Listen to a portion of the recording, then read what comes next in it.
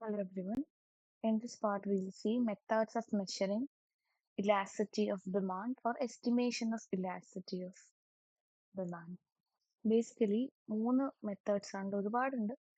Basic ആയിട്ടുള്ള മൂന്ന് methods ആണ് that we're going to discuss here. Percentage, total outlay method and ARC method.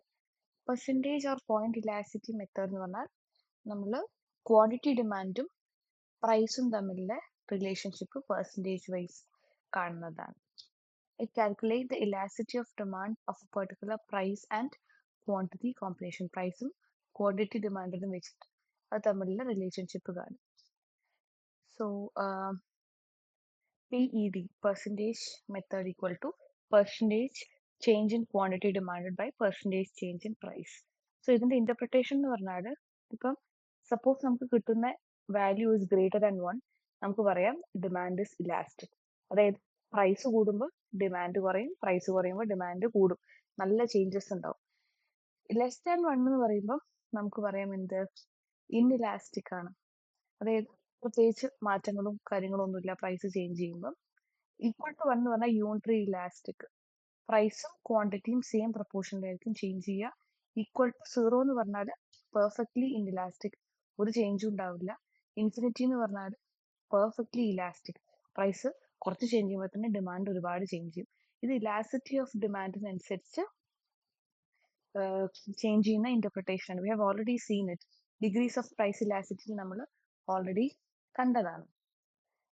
Yes, infinity, 0, greater than 1, less than 1, 1 എന്നുള്ള values ഒക്കെ നമ്മൾ കണ്ടത് അതേ ഇന്റർപ്രിട്ടേഷൻ തന്നെയാണ് ഇവിടെയും വരുന്നത്. Second method is total outlay or expenditure method. Here it calculates elasticity by examining the total spending on a good or service in response to its price change.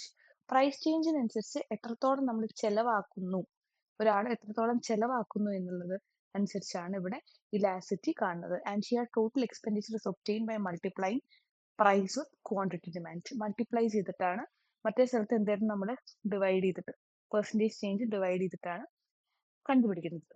So ഇവിടെ ഏകദേശം നേരത്തെ പോലെ തന്നെ ഇന്റർപ്രിട്ടേഷൻ ആണ്. Greater than 1 എന്ന് പറഞ്ഞാൽ elastic ആണ്, changes ഉണ്ടാവും. ലെസ് ദാൻ 1 എന്ന് പറഞ്ഞാൽ ഇൻഇലാസ്റ്റിക്, പ്രൈസ് ചേഞ്ച് ചെയ്യുന്നതനുസരിച്ച് ഡിമാൻഡ് ചേഞ്ച് ചെയ്യില്ല. ഈക്വൽ ടു 1 എന്ന് പറഞ്ഞാൽ പ്രപ്പോർഷണൽ ആയിട്ട് ക്വാണ്ടിറ്റി ഡിമാൻഡും പ്രൈസും ഈക്വൽ ആയിട്ടായിരിക്കും ചേഞ്ച് ചെയ്യുക.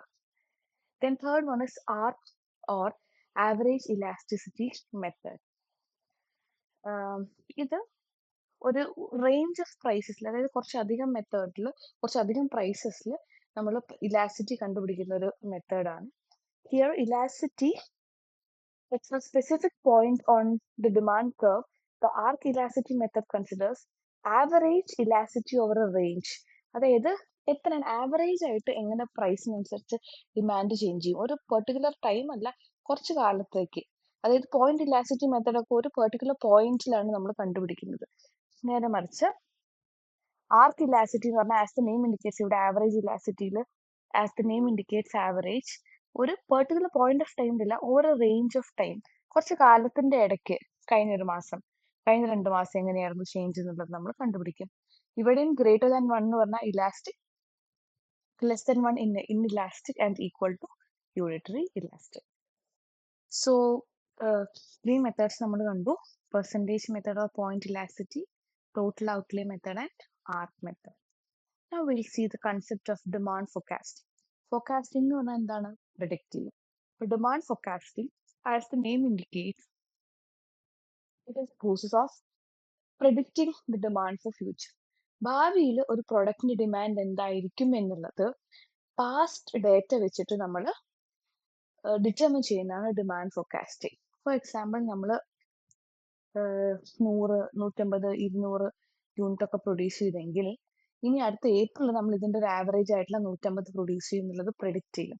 അതിനാണ് ഡിമാൻഡ് ഫോർകാസ്റ്റിംഗ്. പാസ്റ്റ് ഡേറ്റയും പ്രസന്റ് സ്റ്റാറ്റസും ഒക്കെ വെച്ചിട്ട് ഫ്യൂച്ചർ ഡിമാൻഡ് ഫോർകാസ്റ്റ് ചെയ്യുന്നത്, ഫ്യൂച്ചറിൽ ഭാവിയിൽ എത്ര ഒരു പ്രൊഡക്റ്റ് ഡിമാൻഡ് ഉണ്ടാവും കണ്ടുപിടിക്കുന്നതാണ് demand forecasting. Methods of demand forecasting ആണ് വളരെ important. It can be classified in 2 heads: survey method and statistical methods. Survey method എന്ന് പറഞ്ഞാൽ ഡേറ്റ ഡയറക്ട്ലി കളക്ട് ചെയ്യുന്നതാണ് സർവേ മെത്തേഡ്സ്. കൺസ്യൂമേഴ്സിന്റെ അടുത്തുനിന്നോ സെയിൽസ് പീപ്പിളിന്റെ അടുത്തുനിന്നോ ഡയറക്ട്ലി കളക്ട് ചെയ്യുന്നതാണ് സർവേ മെത്തേഡ്. അതിൽ 4 എണ്ണം വരുന്നുണ്ട്. Consumer survey method, as the name indicates, കൺസ്യൂമേഴ്സിന്റെ അടുത്ത് ഡയറക്ട്ലി, യൂസേഴ്സിന്റെ അടുത്ത് ഡയറക്ട്ലി ഒരു പ്രോഡക്റ്റിന്റെ ഡിമാൻഡിനെ കുറിച്ച് ഡീറ്റെയിൽസ് കളക്ട് ചെയ്യാം. സെയിൽസ് ഫോഴ്സ് ഒപ്പീനിയൻ മെത്തേഡ്, ഇവിടെ സെയിൽസ് പേഴ്സൺസ് എന്ത് ചെയ്യും, ഓരോ സ്ഥലത്തെ ഡിമാൻഡിനെ കുറിച്ചുള്ള കാര്യങ്ങൾ എന്ത് ചെയ്യും, പറയും. അതിനനുസരിച്ച് ഡിമാൻഡ് പ്രൊഡിക്റ്റ് ചെയ്യുന്നതാണ് sales force opinion method. In expert opinion methods നമ്മൾ എന്ത് ചെയ്യും, ഇക്കണോമിസ്റ്റ്, കൺസൾട്ടൻസ്, ഇൻഡസ്ട്രി സ്പെഷ്യലിസ്റ്റ്, അവരുടെ അടുത്തൊക്കെ അവരുടെ ഒപ്പീനിയൻ ചോദിക്കും ഒരു പ്രോഡക്റ്റിനെ കുറിച്ചുള്ള നിങ്ങളുടെ ഫ്യൂച്ചർ ഡിമാൻഡ്. ഫോർ എക്സാമ്പിൾ നമ്മൾ സിമെന്റ് ഇൻഡസ്ട്രി എടുക്കുകയാണെങ്കിൽ ഇപ്പൊ എന്താണ് സിമെന്റ് ഇൻഡസ്ട്രീന്റെ അവസ്ഥ, ഭാവിയിൽ സിമെന്റിന്റെ ഡിമാൻഡ് കൂടുമോ എന്നുള്ളത് അവരുടെ അടുത്ത് ഒപ്പീനിയൻ എടുത്തിട്ട് അതിന്റെ ബേസിൽ നമ്മൾ എന്ത് ചെയ്യും, ഡിമാൻഡ് പ്രൊഡിക്റ്റ് ചെയ്യും. ഡെൽഫി മെത്തേഡിൽ നമ്മളൊരു പാനൽ ഓഫ് എക്സ്പേർട്സ് എന്ത് ചെയ്യും, ഒരുമിച്ച് ഇരുന്നിട്ട് ഒരു ടേബിളിന്റെ സറൗണ്ടഡ് ബൈ ഒക്കെ ഇരുന്നിട്ട് അവർ ഡിസ്കസ് ചെയ്തിട്ട് ഫ്യൂച്ചർ ഡിമാൻഡ് പ്രൊഡിക്റ്റ് ചെയ്യും. സോ സർവേ മെത്തേഡിൽ 4 എണ്ണം ഉണ്ട്. Consumer survey method, sales force opinion method, expert opinion and Delphi method. ഇനി next main classification statistical methods. അതായത് ഈ സ്റ്റാറ്റിസ്റ്റിക്കൽ മെത്തേഡിൽ നമ്മൾ പഴയ ഡാറ്റയും ചില മാത്സും ഒക്കെ ഉപയോഗിച്ചിട്ട് കാൽക്കുലേറ്റ് ചെയ്ത് കണ്ടെത്തുന്നതാണ് സ്റ്റാറ്റിസ്റ്റിക്കൽ മെത്തേഡ്. ഇവിടെ നമ്മൾ കാൽക്കുലേഷൻ ഒന്നുമില്ല സർവേ മെത്തേഡിൽ, നമ്മൾ ഡയറക്ട്ലി ഒപ്പീനിയൻ എടുക്കുന്നതാണ്. സ്റ്റാറ്റിസ്റ്റിക്കൽ മെത്തേഡിലെ first one trend projection method, അതായത് പാസ്റ്റ് ഡാറ്റ ഉപയോഗിച്ചിട്ട് ഫ്യൂച്ചർ കാര്യങ്ങൾ പ്രൊഡിക്റ്റ് ചെയ്യുന്നത്.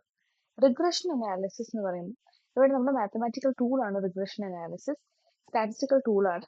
It establishes relationship between demand and factors like price, income, population, ഇതിൻ്റെയൊക്കെ തമ്മിലുള്ള ഒരു റിലേഷൻഷിപ്പ് കണ്ടെത്തിയിട്ട് ഡിമാൻഡ് പ്രൊഡിക്റ്റ് ചെയ്യും.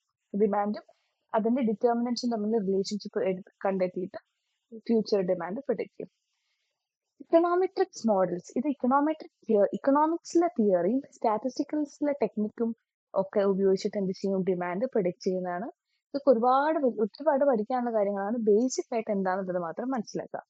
ടൈം സീരീസ് അനാലിസിസ്, അതായത് ഇവിടെ we study pattern in data, അതായത് ട്രെൻഡ്, എങ്ങനെയാണ് ഇപ്പൊ ട്രെൻഡ് പോകുന്നത്, ഡിമാൻഡ് കൂടുകയാണോ കുറവാണോ, സീസണൽ ചേഞ്ച്. ഫോർ എക്സാമ്പിൾ ഇപ്പൊ അംബ്രലയുടെ കേസ് എടുത്താൽ മഴക്കാലത്താണ് കൂടുതൽ അംബ്രല വേണ്ടി വരുന്നത്, എങ്ങനെയാണ് സീസണൽ വേരിയേഷൻ, സൈക്ലിക്കൽ വേരിയേഷൻ എങ്ങനെയാണ് എന്നൊക്കെ നോക്കിയിട്ട് ഫ്യൂച്ചർ ഡിമാൻഡ് പ്രൊഡിക്റ്റ് ചെയ്യുന്നതാണ് ടൈം സീരീസ് അനാലിസിസ്. ഇവിടെ നമ്മൾ മാത്തമാറ്റിക്കൽ കാര്യങ്ങൾ എംപ്ലോയ് ചെയ്യും. So statistical methods include trend projection, regression analysis, time series analysis and econometric model. So for the time being, മനസ്സിലാക്കുക, demand forecasting is the process of estimating future demand on the basis of past data or present influence. ഇതിന്റെ methods വളരെ important ആണ്, രണ്ടായിട്ട് classify ചെയ്യാം: survey methods and statistical methods. Survey method include consumer survey method, sales force opinion method, expert opinion method, Delphi method. Statistical method includes trend projection, regression analysis, time series analysis, and econometric models.